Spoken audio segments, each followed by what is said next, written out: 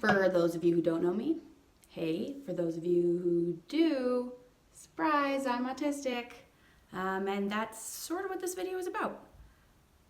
I've struggled with a lot of problems since I was a kid, and they got diagnosed as a lot of different things, none of which were autism. None of them ever really felt like they fit, and it wasn't until recently, actually I was watching a YouTube video, and she was discussing autistic traits in females. I mean, I'd taken screening tests for autism before and scored often highly likely, but I had this idea of what an autistic person looked like, and I didn't fit it. I had no concept for understanding that somebody like me or who looked like me or who talked like me could be on the autism spectrum. She was talking about autistic traits in females, and it wasn't necessarily what she was saying, but that she had identified as somebody on the spectrum, and she was the first autistic person that I could ever possibly feel like I could relate to. So that sort of sent me into this investigation of autism traits in general, autistic traits in females. A lot of the books I read, especially about, getting diagnosed from an older age, specifically as a female, that it was a difficult process to actually get a legitimate diagnosis. So I kind of hardened myself up, and I decided, I was seeing a psychiatrist at the time, but I decided to go to, at my university, I have an accessibility advisor. Generally, they help out with students that have chronic disabilities or chronic mental health issues. And so I went and saw her, and I sort of, because she was somebody that I really trusted and I really felt like wasn't going to automatically dismiss me or make me feel stupid for even considering that I could possibly be on the autistic spectrum. She looked at me and she just sort of said, well, autism is my specialty, right? Which I didn't, which was lucky. And she basically told me, I think you might be right, and I think it's worth looking into. And she picked out sort of somebody that she thought would be more sensitive to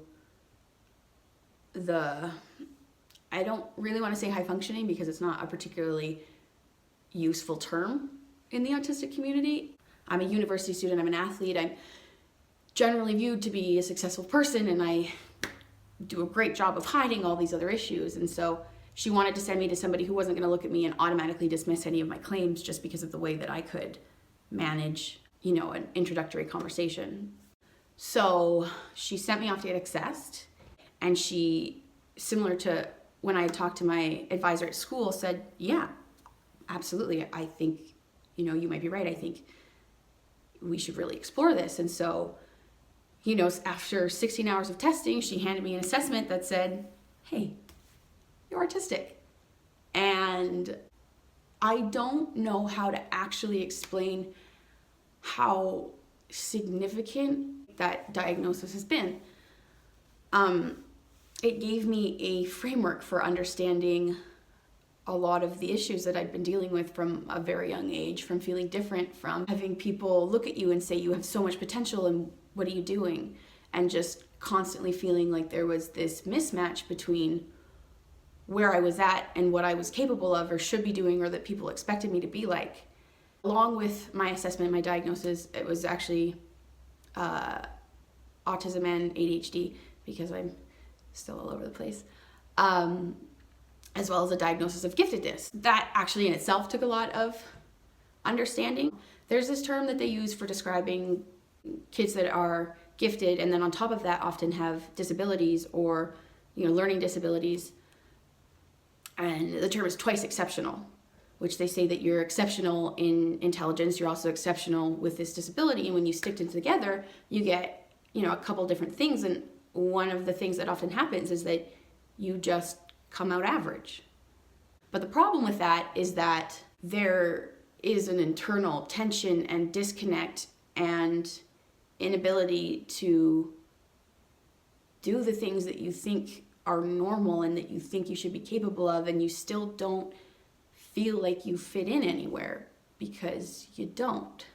You feel smart, but you don't have the staying power to actually get your thoughts out in an essay. You could be a capable employee, but you don't have the working memory to get yourself organized enough or to hold enough things in your head that you can really sort out ideas or plan things. I prefer to do a separate video addressing the qualities I have that really fit the description of autism, but just a story, I guess, about one of the moments where I just kind of was like, how did I miss this? So I was reading about stimming and I thought, you know, I don't like hand flapping, like I don't do that. Like they also say, like a lot of what I was reading was like, well, most adults kind of grow out of that. And I was like, I don't stim, I don't hand flap. And then I kind of was thinking about it and I was like, no, the only time I ever flap my hands is when I'm having a panic attack. So when I have what I understood to be a panic attack, which often was the result of me getting overwhelmed by something or things that were unexpected, or if I got too excited about something, or if I had too many feelings at one time. I don't know, I just would get overwhelmed and get this internal tense feeling, and my hands would go. And I would flap my hands, and I justified it by saying, oh, it's like a flap away, dry your tears with your hands, I'm being so dramatic kind of thing. And that's the way that I always justified it to myself, of like, this is a normal thing to do.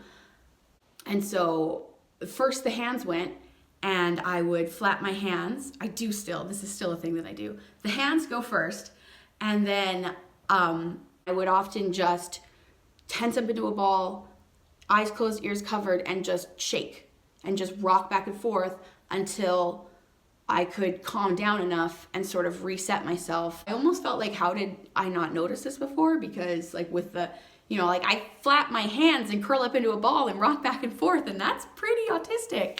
But I just had a different framework for understanding all of these issues, and I had just looked at it from a different perspective. And it wasn't until I started looking into signs of females with autism that everything started to make sense. And instead of these, 6 different diagnoses I had before, like this one was it. And it was the only one, and the only one I really needed.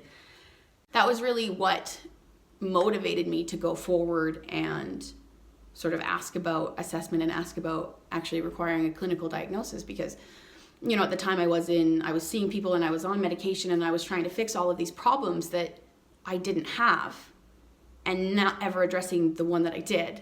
Having the right word for it that could change sort of the way that I was getting help and the way that we were treating things seemed necessary and important.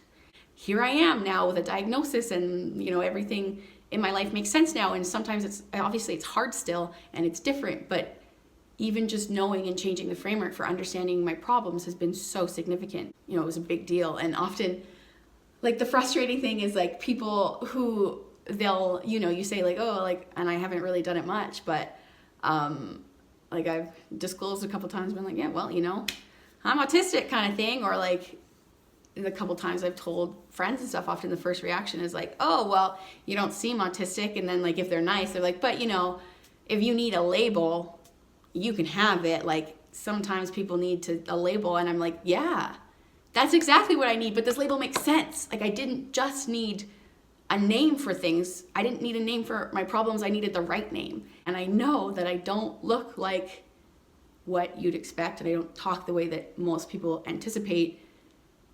And it's not a thing that most people would guess, but it fits. And I just want there to be more information about there for people who, have to diagnose these things, and people who have these things, and people whose friends have these things, so that we have a better idea and we don't look at somebody and completely say, there's no way you could be autistic, when that's a definite possibility and happens, especially in girls.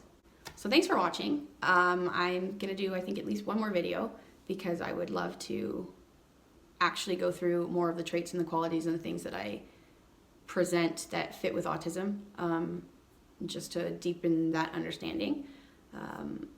But if you want to know about something specific, or you have questions about anything, feel free to ask them, and I could probably, I don't know, I got one planned, but there's a lot of things that probably should be talked about. So just let me know.